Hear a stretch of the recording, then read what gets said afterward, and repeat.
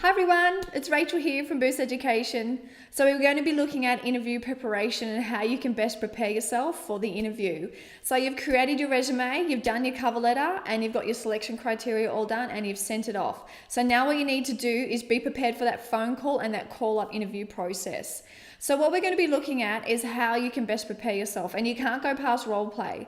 Role play will help you reduce anxiety, help you to plan, and help you to execute these strategies I'm going to give you. Inside the application kit, we completely pull apart the interview process, and I give you lots and lots of examples of different interview questions that you can use inside your role play. So you might find that a handy tool. So what we're going to do is I'm going to show you some of the things I did. I became a targeted grad, so I focused a lot of time and put a lot of effort into this interview preparation. So one thing I did was whatever question they asked me, I responded in relation to the student, in relation to my peers, and in relation to the community. So that is one really important tip that I suggest that you do, because that is part of all the AITSL standards. Now, I became a targeted graduate way before the standards came in, but I got one piece of information from some mentor and it was really valuable. So again, answer in relation any question that you're given in relation to the students, in relation to the peers, and in relation to your community. So it would be if you were given a scenario of how you would address that problem or resolve the issue, and you would look at the students and you look outside your classroom, you would base reflection when you're looking at your peers and looking at community to extend any assistance and support in that area, okay? So I highly recommend those three. That is in the kit and you'll enjoy that process. Other thing you need to do is, I found it really tricky because you're only given a limited amount of time to actually show all the work that you've done. So what I did in my final year of pracs, I actually started taking photos of me teaching. I used to take photos of students' work that I completed. I'd got the teacher to actively take photos of me teaching different concepts. I ensured that the children's identity was withheld, so I'd either blur out the shot, so I took from behind. I got the teacher to take from behind so no student was identified. That's one issue you need to make sure you do. And what I did was I displayed it in a big folder, and I covered every single topic. I covered all the topics that were important to me. And I used single words to stand out, to help stand out and get across, because my teaching experience. I'm a very visual person, so I was thinking, how can I create something that exposes what I've done? It shows my passion, it shows, all my teaching experience, even though I'm just a beginning teacher. So I found that I started a physical portfolio.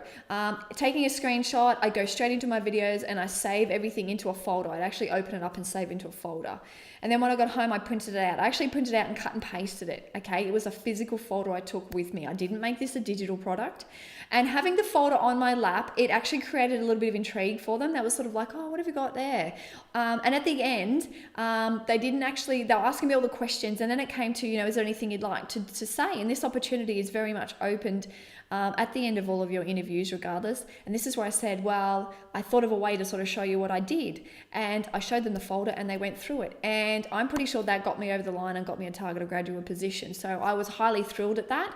It is something that you'll need to start immediately, and it's quite easy to implement and do, okay? When the different questions that you are asked, they are going to be looking back at the AITSL standards, okay? They will be looking at either three different things to ask you. They'll be asking you about your teaching experience and how it will relate, how you can actually bring something to the school. You need to do your research. You need to be looking up the school's values. You need to be looking up their mission statements. You need to be looking at upcoming projects.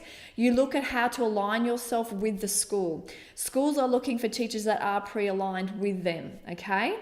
The other thing they'll be asking and putting to you is giving you a scenario. What would you do in this case? What would you do in this case? This is where the triangle comes in relation, answer in relation to students, answer in relation to your peers, and answer in relation to your community. So how would you use and how would you incorporate those three things when it came to responding to a question, okay? The last type of question will be a reflective or predictive style of question. So when given a scenario or when given a question in relation to standards or something in an aspect of teaching, how would you do this? If this occurred, how could you do it better? They might even ask you, in your resume you spoke about, or in your key selection criteria, you differentiate the curriculum. What could you do now that you've got a bit more experience under your belt to be even better? So a reflective style of question is something they'll ask you. So I hope that helps you on your journey. Feel free to make a comment or jump into the Beginning Teachers Forum that we have open on Facebook, where we're talking about this concept all the time. This is part of the kit, and we pull this topic apart very, very extensively, so you might enjoy the kit and find it useful. I look forward to meeting you at one of our teaching workshops that are coming up shortly, or the online mentoring program. I'd love to have you part of that. If not, I'll see you inside the forum. Bye.